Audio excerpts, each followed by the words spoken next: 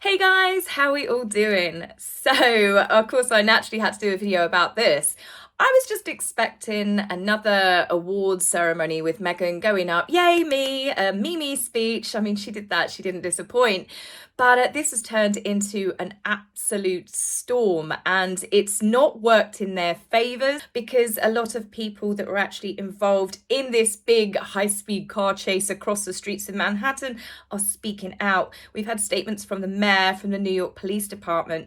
Backgrid Agency, the actual agency, has stood up for its photographers that have been involved and embroiled in this, bearing in mind that they're Meghan's go-to company, who might actually now back off the next time she wants to dial a pap, plus the actual taxi driver that is involved in this entire incident. Now, I do not have any insider information. This is purely formed of my own opinions. I'm saying this because I'm not trying to get you to believe what I'm saying is factual. I want you to just see. I'm going to share with you what I've seen in the last 48 hours and let you draw your own conclusions. And please tell me your thoughts in the comments, because this is, well, it just went from bad to Hertz. Boom. So let's just get straight into it. We're going to start with the arrival. Firstly, the arrival started with 3 to 4 car motorcade, giant SUVs. I mean, these are beasts of vehicles. Blue flashing lights, nothing screams, look at us more, than a massive motorcade of vehicles of this side driving through the very, very busy and chock-a-block streets of New York. Of course, people are going to look. But that, again, is something that I believe that when people do go out in vehicles like this, it's don't look at us, but definitely look at us. Now, upon their arrival, they went into the Hertz drop-off point. No, Meghan, you can't return him. You must keep him. He's your problem now. Now, Hertz being a car rental business, now this is where the fun really begins. But it wasn't exactly the red carpet entrance that you would expect, or rather Meghan might expect when going into something like this. So what the security did was they drove into the garage bit, as I said, the drop-off point, and Meghan and Harry could exit the cars. Most of us believe this was done because this is being filmed for footage, and they are very, very at risk now of people booing and shouting obscenities at them. They didn't quite get away unscathed, because just as Meghan was walking in, I heard some guy bellow, "Meghan, what does it feel like to be part of 2 broken families?" And I was just like, ooh, I bet that really pushed her buttons straight away. But you couldn't tell, because she walked in with her big Hollywood-style megawatt grin, with Harry trailing behind like he was her footman. Now, Meghan's outfit, she was dressed head to toe in gold. She was wearing a Joanna Ortiz dress previously seen on Tachina Arnold, where she had, however, kept the designer's original look. Meghan had designed hers differently, so instead she had the straps removed and she made it tight from top to bottom. It gave the impression of like a snakeskin dress. Now, some people were much nicer and they said that she looked like a mermaid. Others, like this one, said she looked more like a goldfish. And I have to say, yeah, I do actually agree with that one. Yeah, I can see that. As Meghan strutted her stuff through the Hertz reception area, the memes went absolutely wild. Seeing the dress in all of its glory under those very harsh lights of the showroom had people comparing the dress to gold bubble envelopes, sweet wrappers. Someone said she looked like a toffee finger from the Quality Street box, bedspreads, and of course, the actual company logo for Hertz. I have to say, there's none of these that are particularly wrong, are they? But this one with the Hertz, the fact that Meghan's dress matches the logo as she's walking in with her recently perfectly coiffed, beautiful blow dry, her megawatt grin as she walks past the sign, it looks like that someone's going to hand her a big pair of giant scissors at any moment, and she's going to revert back to the deal or no deal days and be cutting a ribbon. It's like she's there as one of the pretty girls that comes and opens a car dealership. And let's be honest, if she hadn't married Harry, that's possibly a realistic alternative to how Meghan's life would have panned out. Now, my personal feelings on Meghan's dress was she has done it to match the backdrop of the actual awards ceremony. We've seen her do this before with the blue dress, obviously recently brought up as per my last video, but for the NAACP Awards, Meghan was dressed in the exact same colours. She's done exactly the same for the M magazine, where there is a gold, almost this very similar effect to her dress in the background. Because she's come on stage dressed like it, it's almost like the awards show is about Meghan, rather than she was just one of the many women that were up there to receive an award. She was literally dressed as an award herself.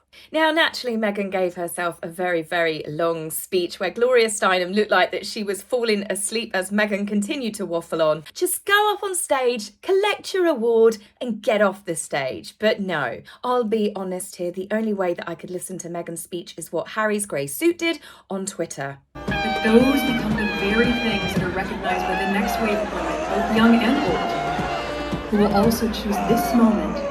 I think that this should be played over every single one of her speeches going forward, then more of us might actually be able to watch it. So at this point on social media, we had the pictures that were posted from the event of Harry and Meghan and Marcus Anderson, who made an appearance with Doria, posing on the carpet. Some photographs of Meghan with Gloria Steinem, who gave her the award. And then, of course, Meghan looking extremely loved up and staring adoringly at her husband. It was a look that we saw in the beginning when she first started dating Harry, as other people have come to call it the love bombing phase. Now, this is in the build-up to Harry and Meghan leaving the event, and this is where the chaos began. As Harry and Meghan left the venue, rather than actually exiting the way that they came in, which was under the garage, they had the street closed off with barriers placed there, and they did a slow walk to the car. Meghan, quite clearly pulling back on Harry's arm, was making sure that the photographers got plenty of photographs of her. She absolutely thrives in these moments. Look at her face. She's like, hang on, Harry, not too quick. Let me get my moment. So anyway, they get into the car, and I have to say, this was all a big hoo-ha. How many security guards has she got round her? I have seen A-listers Beyonce and Jay-Z play it more cool than what Meghan and Harry do. Again, this is something about inflating their egos. So anyway, they piled into the car and off they left. So there I am on social media, just catching up in a little bit, and breaking news came across my screen. Harry and Meghan involved in a dangerous car chase. Last night, the Duke and Duchess of Sussex and Miss Ragland were involved in a near catastrophic car chase at the hands of a ring of highly aggressive paparazzi. The relentless pursuit, lasting over 2 hours, resulted in multiple near collisions involving other drivers, pedestrians, and 2 New York police officers. Now, I'll be honest here, as much as people do troll me and they say, oh, you're such a hater, I would hate for anything awful to happen to Harry and Meghan. You know, I'd never wish anyone's life to be put in danger. But there were so many things that were going red flag. This just doesn't seem right. So the mayor of New York actually did a press call, and he spoke about how he was very concerned about it, that this shouldn't be happening across the streets of New York. And also, I would find it hard to believe that there was a 2-hour high-speed chase. That would be, I find it hard to believe, but we will find out the exact duration of it. And as it turns out, he's not the only one that is finding it a struggle to believe that anyone could get involved in a car chase across the streets of Manhattan, especially the Upper East Side. And that is actual New Yorkers. They are coming out thick and fast everywhere. People that live there and say, there is no way would you get a high-speed police chase in New York unless you were on foot. Add that into the fact that Meghan and Harry were in 3 to 4 massive, huge SUVs. People would have seen it. Everyone's got a camera on them now. There's CCTV footage. There is dash cam footage. There is body cam footage. People spend hours and days every single day in New York filming stuff. I think people might have noticed some sort of dangerous high-speed chase going on, especially with the great big motorcade that Harry and Meghan were in, and police cars, if we are to believe their version of events. Now, this is where it gets even stranger and certainly a lot more unbelievable. Harry and Meghan, at some point, whilst fearing for their lives, decided to exit their motorcade with all of their security guards and to get into a New York taxi. So they're great big security vehicles which can fit multiple members of security staff in there. They decided to exit and they hailed a cab, according to the taxi driver. He was hailed by Meghan's security as Harry, Meghan and Doria squeezed into the back seat, and they had one security guard with them.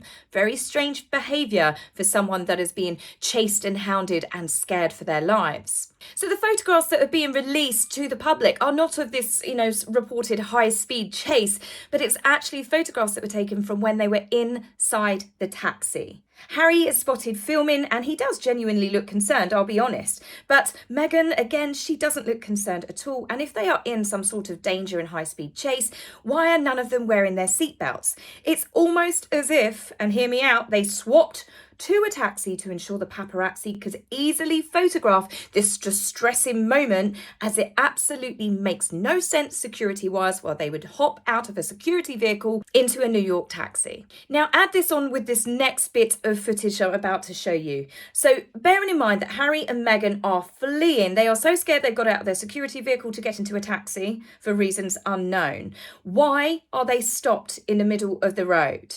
Why are they allowed in the paparazzi to stand all around the car and get up close? Why does the security guard, their one and only security guard now, get out of the passenger side of the taxi and he walks past all of the paparazzi? He is allowing the paparazzi to get close to them. The vehicle has stopped. Why didn't Harry and Meghan drive to a hotel where they could use underground car parks?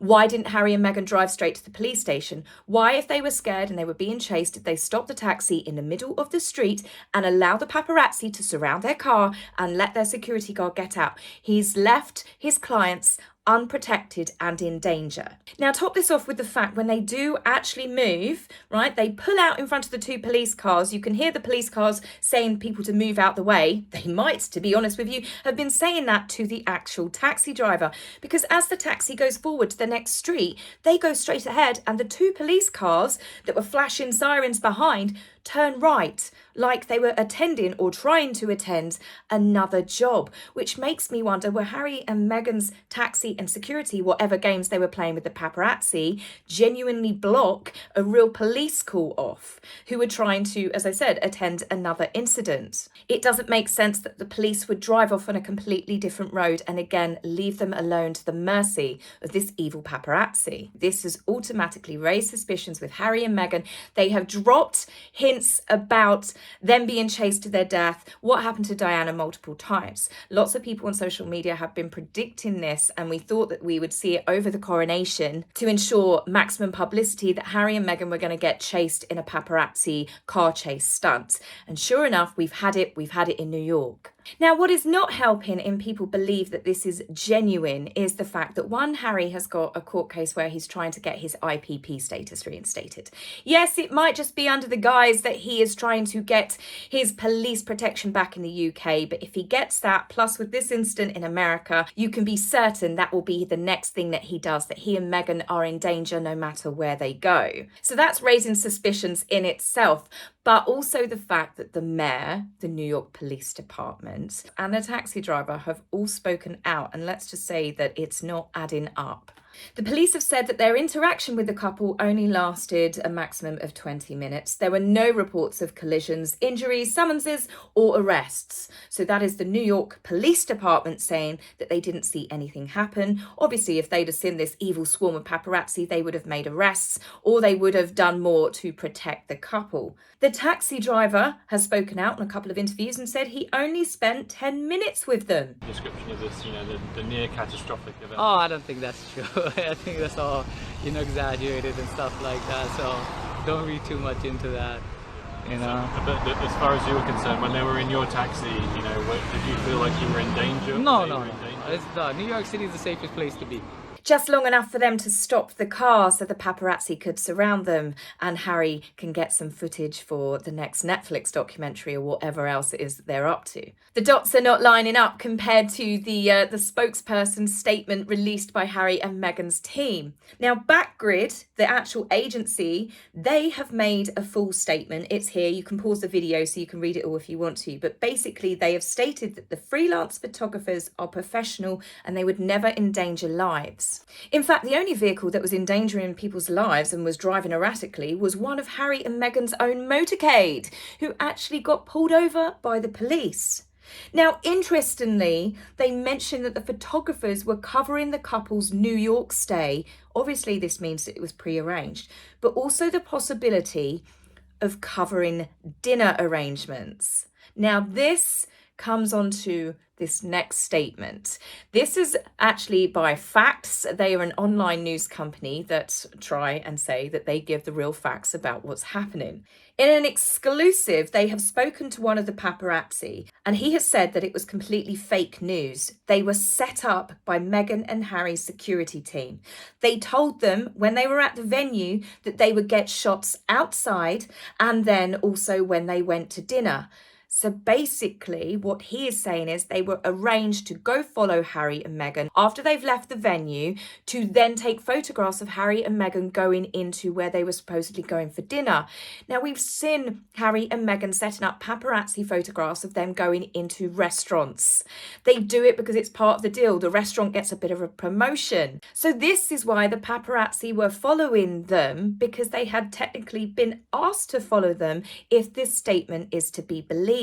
They went on to say that they do not stalk and follow people for more than 2 hours around the streets of New York. And more importantly, if Harry and Meghan genuinely were concerned for their safety, if the security were doing their job and were genuinely concerned for their safety, why did they not go to an underground car park? Why did they not, bearing in mind they would have seen the amount of paparazzi was outside, why didn't they just drive into the Hertz drop-off point like they did when they arrived and allow Harry and Meghan to jump into any numerous vehicles, and then the paparazzi wouldn't have known which car to follow? So this is the agency and also a member of the paparazzi that were there stating that they were set up. They believe that they were set up to be included in footage for their next documentary, a big Diana cliffhanger potential car crash moment. We saw them do something very similar in the Netflix documentary, and it would make sense why Harry and Meghan got out of their secure blacked out vehicles with all of the security to get into a New York taxi to stop it and allow paparazzi to take photographs of them as Harry filmed it. Police sources in New York have spoken to NBC News, and they said that after Harry and Meghan left the awards, they didn't want paparazzi to know where they were staying, so they deliberately drove around New York for an hour and 15 minutes. So this is Harry and Meghan driving around New York. They've told people it's because they're being followed by the paparazzi, but it seems that they've told the paparazzi to follow them to get shots of them going to a restaurant. So as I said, Harry and Meghan chose to come out of the venue to a big fanfare with the pavements closed off with lots of paparazzi. They chose to drive around New York instead of going to a police station if they were concerned.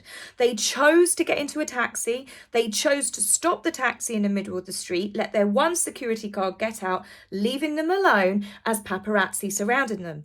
They chose not to go into a hotel car park. They chose not to go straight to a police station. Now, it's clear that one thing that they did not choose, nor did they expect, and that is for the New York Police Department, the New York mayor, the paparazzi agency, and of course bystanders that have managed to capture the moment when they stopped the taxi, and the 10-minute taxi driver himself, who would actually come forward to say that recollections indeed may still vary when it comes to this couple. So one thing that Harry and Meghan should take away from this: always give your taxi driver a very big tip.